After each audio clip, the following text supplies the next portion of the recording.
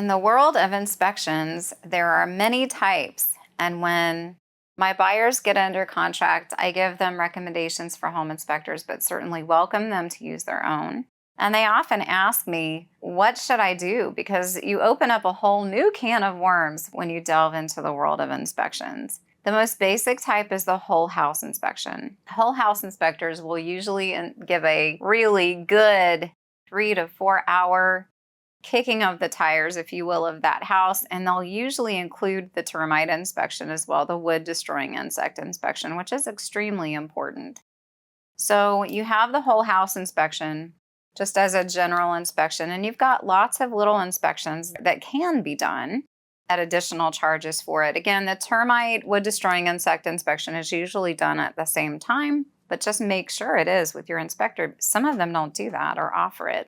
We also have structural inspections that can be done of the foundation.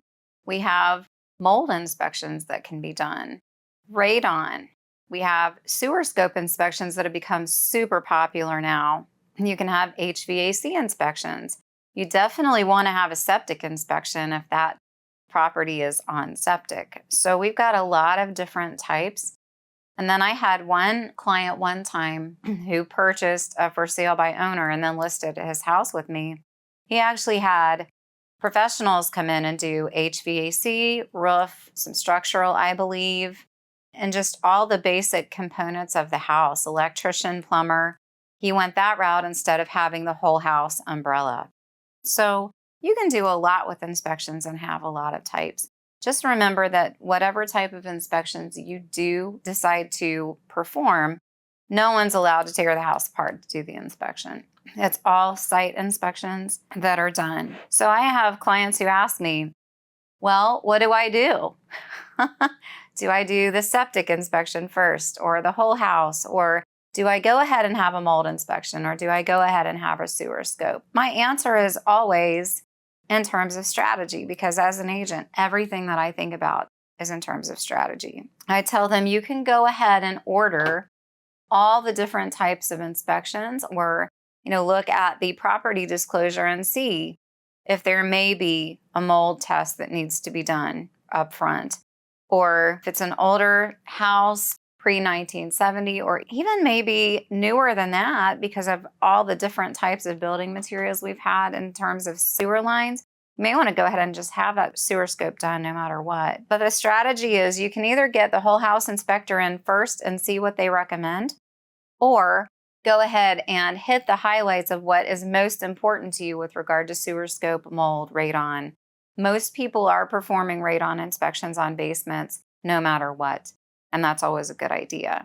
So again, you can do the general overview first and then quickly schedule the others, or you can schedule all of those inspections that are important to you up front because your home inspector should have those services available to you for additional charges. Doesn't matter if you want it just the general overview first and then the smaller inspections, or you want to include some of those smaller inspections in the package. That's fine. It's often cheaper to do that, to bundle it that way. But just make sure that you're hitting the highlights of everything and really doing your due diligence and getting that house inspected. And your inspector will be invaluable if you have questions about what you may need. Their recommendations will be invaluable. So again, very important, no matter whether you do just the general overview first and then the others, or the others in conjunction with the whole house inspection, but just ask your inspector what they think about that in particular. And with regard to new construction, there are a lot of people who don't think that they need to have an inspection with new construction.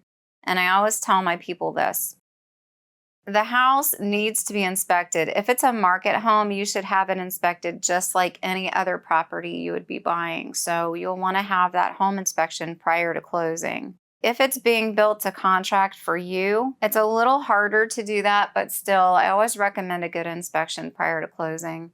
That way, you can get the jump on having those issues resolved by the builder actually before you do a final close and move in.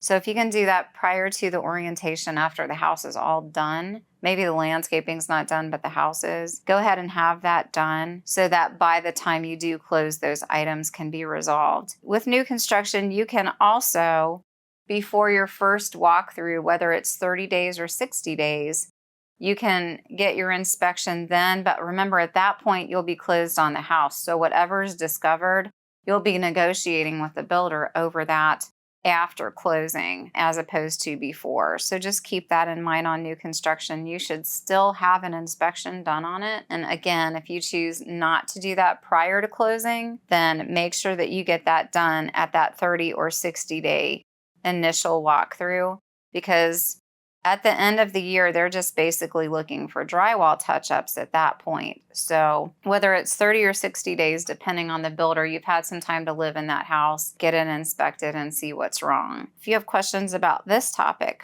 or any other real estate related topic, you can reach out to me by phone, text, email, or private message. And if you're watching on YouTube, click subscribe. Thanks, bye.